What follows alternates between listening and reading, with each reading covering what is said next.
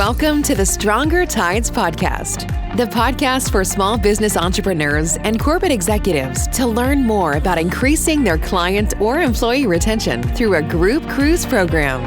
Ready to drop anchor? Here's your host, travel advisor Rita Perez.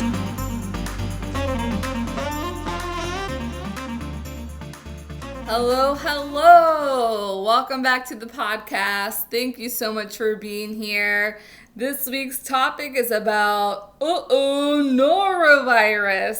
I know we've been talking a lot about viruses recently. And I did mention a little bit about my experience with norovirus, even though it wasn't norovirus that happened about a year ago, August 2019.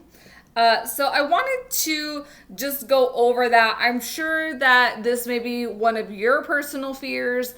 This may be a fear of maybe your clients that are going to be sailing with you or your employees that are going to be sailing on your cruise.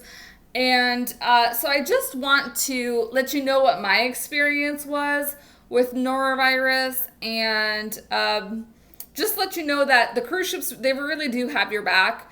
And if anything does happen on board, they take care of you tenfold. Honestly, seriously. So let's get into it.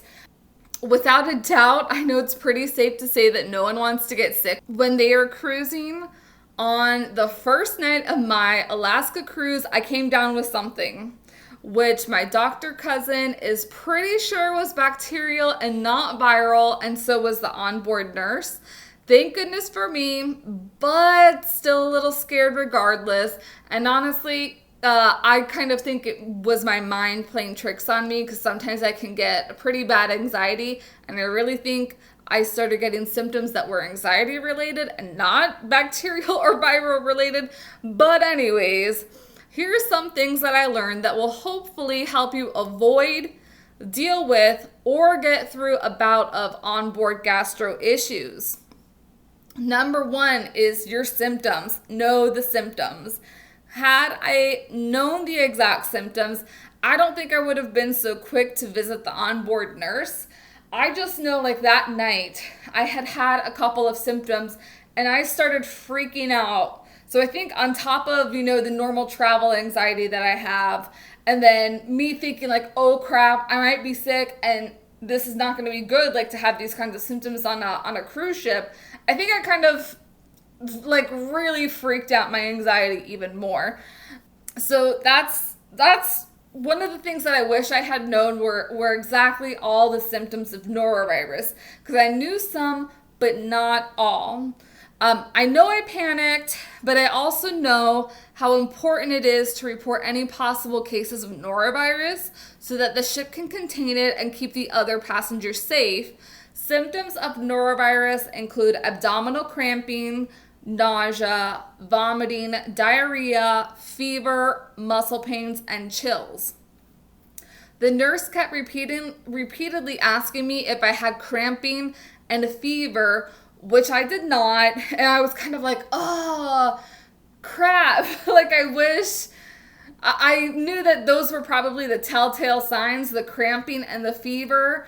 And I was like, dang, I really didn't need to come down here then. And then I kind of regretted going down there, but I knew it was a good idea overall. But it was definitely a sigh of relief to know that I didn't have those symptoms. And I was grateful, very grateful, because those may have freaked me out a little bit more. But because I did have some of the symptoms, I did get put on quarantine.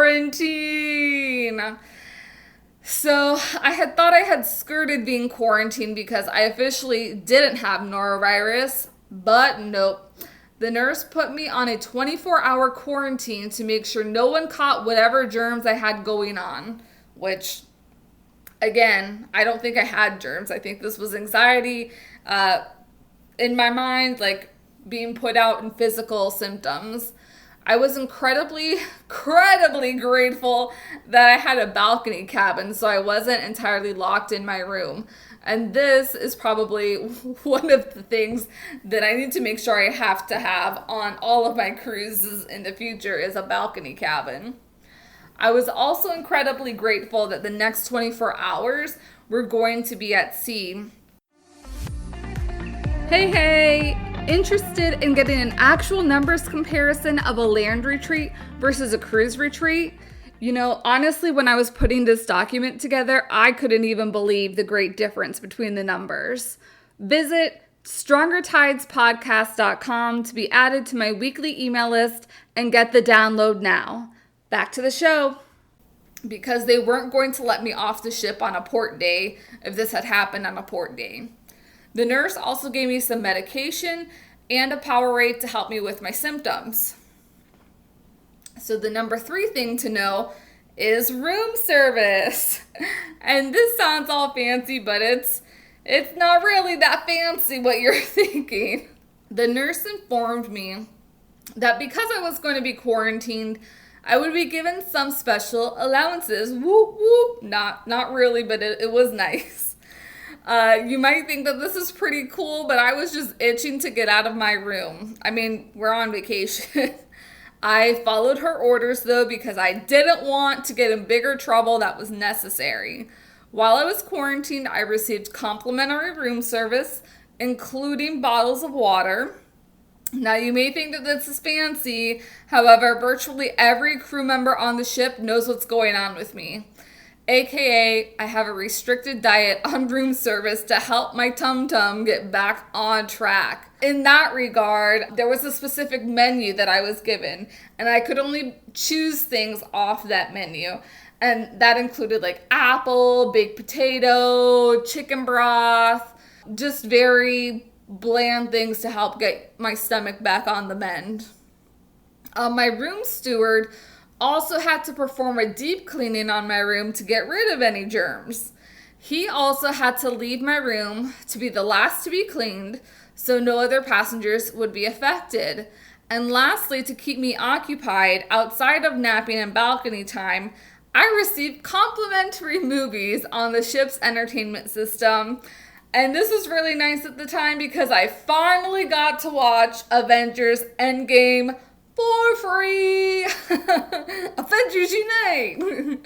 The number 4 thing I want you to know, and I say this is my own personal experience from this cruise line. I don't know if this is what all cruise lines do, and I don't know if this is going to be a future practice, but I'm just letting you know what happened to me. And I say this to please not expect that this is what will happen. I just wanted to share my experience with you.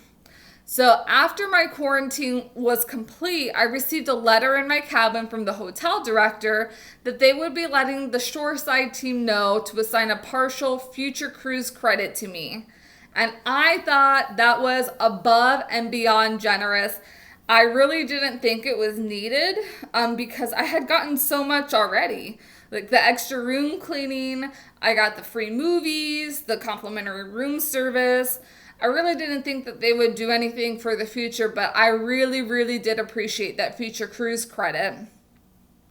I was not expecting that either because I didn't blame the cruise ship for getting me sick, nor was I upset, really, that they put me on quarantine because I understood that the need for me to be on quarantine because I know how important it is to keep the ship's passengers and the crew safe and healthy. And then the number 5 thing to note about norovirus is while I'm really great at my washy-washy, and it may seem annoying, the washy-washy, always remember to wash your hands. Even when you don't think you need to, wash your hands. Especially now, wash your hands. That's the best way to avoid spreading the germs and to get rid of any germs that you may have picked up somewhere. So, while I wouldn't want to be quarantined again, it was not the worst experience in the world, and I think that was also because it was a day at sea. I was totally catered the entire time, and I was very impressed by the precautions the ship took to make sure that nobody else got sick. Something I will be more cautious of for next time cruising, though, would be to remember what the symptoms are. I hopefully will never feel like how I did on this occasion, but I will be aware for next time if I need to go see the nurse or not. If you have any questions on my lovely experience, please do not hesitate to reach out. Alrighty, stay safe, folks. Thanks for joining us on the Stronger Tides podcast. Please subscribe to our podcast. And if you found value in this show, we'd appreciate a rating or a share with your colleagues. Find us on social media at Rita Ventures Group Cruising and online at ritaventures.net. Until next time, happy sailing.